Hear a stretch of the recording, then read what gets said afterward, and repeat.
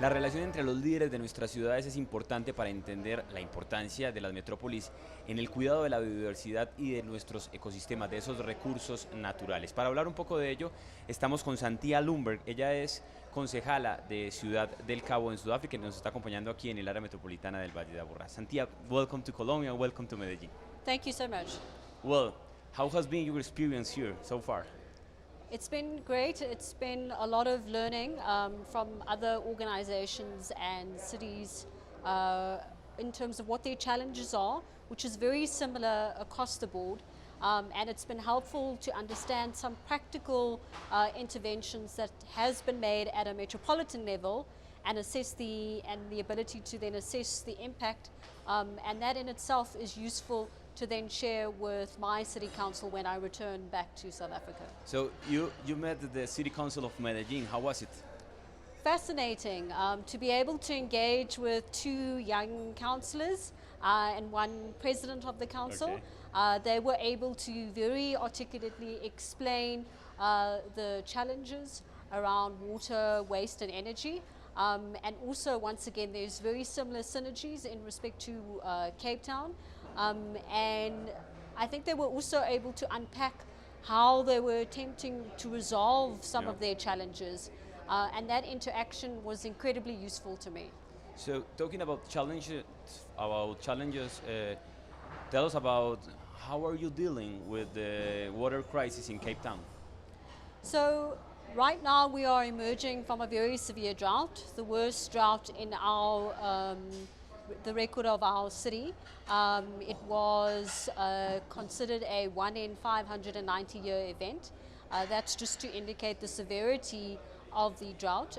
And we implemented a range of demand management, water conservancy and water augmentation programs to ensure that we could manage with the impact of the drought. But most importantly, a key part of implementing and seeing the successes of our interventions was stakeholder engagement.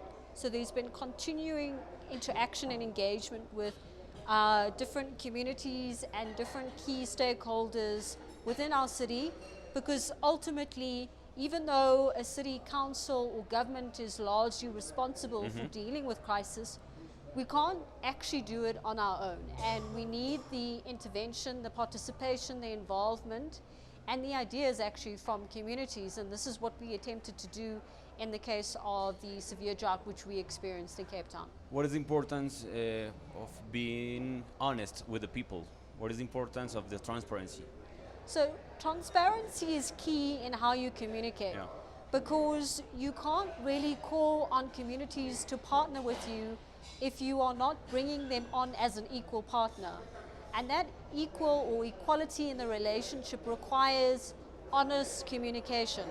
And that means nothing can essentially be hidden.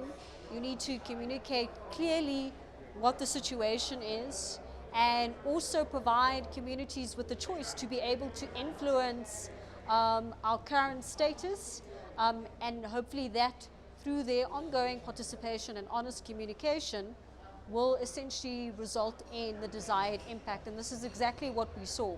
So we communicated what it would be like if we ran out of water, and we also at a particular point in time communicated with our residents the very real reality of potentially running out of water. And many governments wouldn't opt to be that honest. But through that honesty, through that transparency, we were able to further reduce our consumption as a city, and that ultimately pulled us through the drought and avoided us implementing a disaster risk management plan. Finally, I would like to know, in your opinion, what should we do to prevent these kind of situations with the resources? So I think it's about doing the basics. So ongoing water demand management, so things such as education and awareness about being water wise is important. Looking after the water reticulation infrastructure to minimize water losses in the water system. And then beyond that, also looking at what the risks are.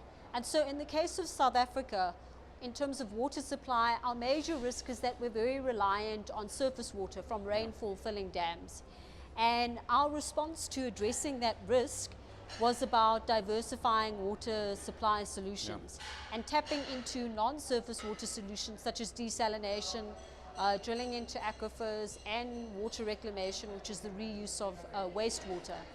And so those were some of the key things that we implemented, and I think would probably be quite meaningful for cities across the world that have or are at risk of water scarcity to implement that quite soon, because when you're in a crisis, it's very difficult to build yourself out of it. And there is great advantage if you actually ensure proactive action. Okay, Xanthea, thank you very much for your knowledge and for staying here. Thank you so much.